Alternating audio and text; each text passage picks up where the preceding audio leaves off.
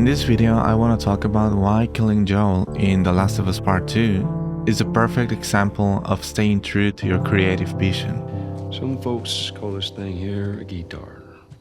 I want every artist and storyteller out there to look at what Neil Druckmann did in The Last of Us as a bold, unapologetic example of staying true to your creative vision, even when that means facing hate, criticism, and rejection. I don't think there ever has been a controversy of this kind in regards of a video game narrative ever. The Last of Us Part 1 marked a before and after in the history of gaming. Back in 2013, I think most people expected this to be a very good-looking game about killing zombies, cool execution animations, and some stealth.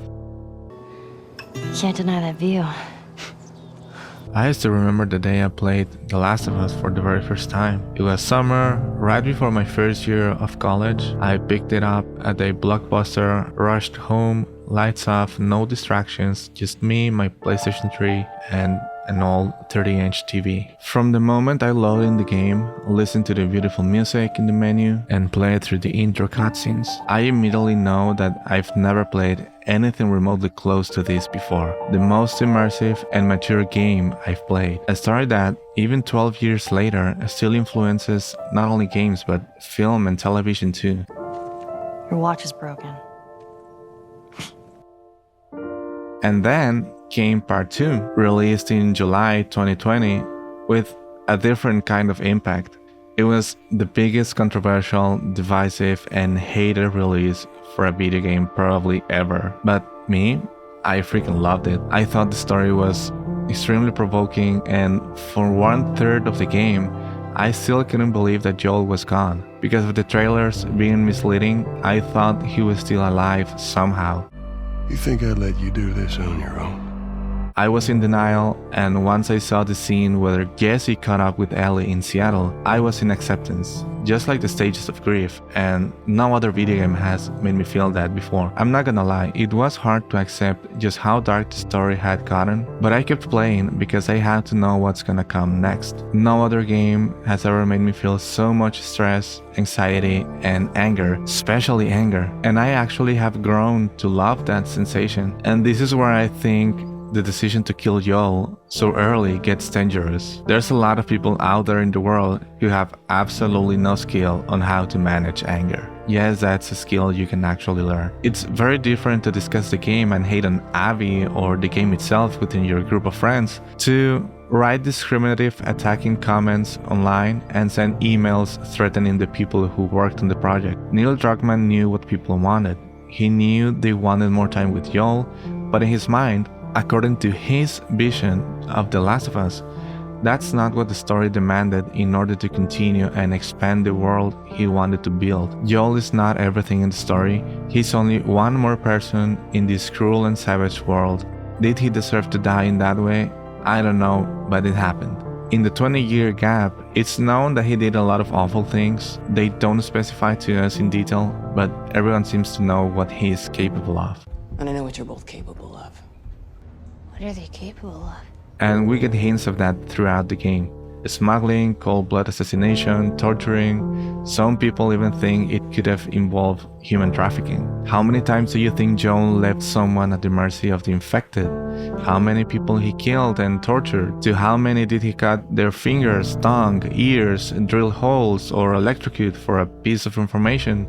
Who knows? What's clear to me is that Joel did enough to earn himself killed, and his massacre at the Fireflies Labs was the final act that took him to meet his end. If he had gotten away with it, it would have felt like a fantasy fairy tale, like a superhero game. But this time, the story demanded consequences. And this is the part that I want you, artist and storyteller, to focus on. Think about it for a second. Imagine that you are Neil Druckmann. You have created something absolutely unique and like nothing that has ever existed in the gaming world. Something that changed people's lives from the very core of where our emotional connections begin. Everyone's eyes are staring at you, impatiently waiting for what you are going to do next and see where this story is gonna go. At this point, I think you only have two choices. Number 1, you can either give people what they want, something that's comfortable or familiar for them, another story about love, full of nostalgia and emotional moments between Joel and Ellie, living to save their relationship from Joel's lie. Or number 2, you can destroy your audience's heart by showing the raw consequences of violence in the most brutal way. Challenge their morals to the very core and expand your vision of the game outside of just 2 characters. One of them gives them comfort and the other one feels the complete opposite. This is why Neil's decision is a perfect example of staying true to your creative vision. A lot of people consider this a huge mistake and expected it to change in the 2nd season of the TV adaptation, despite all of the hate and controversy received from the game through the last 5 years already. Last weekend's episode showed that he stood firmly planted on his decision and killed Joel once again early on. No matter how cardiac and anxiety-inducing this episode was, we cannot deny this is the very core of the story. It is impossible for me to imagine a version of The Last of Us where Joel is still alive, where there's no Abby, Lev, Owen, Dina, or Jesse the way we know them in the story. I really wanted Joel to live, find peace and happiness with Ellie, but his way of acting in the past caught up with him. It doesn't matter if he started to change and even started doing therapy like in the TV version. It was already too late for that. Which, by the way, can we talk about what kind of ethical code a therapist follows in an apocalypse? Neil Druckmann knew what his audience wanted, but he wrote his story with integrity, and that's what every artist should be applauding to. It doesn't matter if you personally liked it or not. This was his vision, and every artist and storyteller should respect that. Can you imagine what it felt like for Neil to kill Joel? Joel was his creation, was his character. To write his death, knowing so many people would hate him for it, it's actually extremely brave.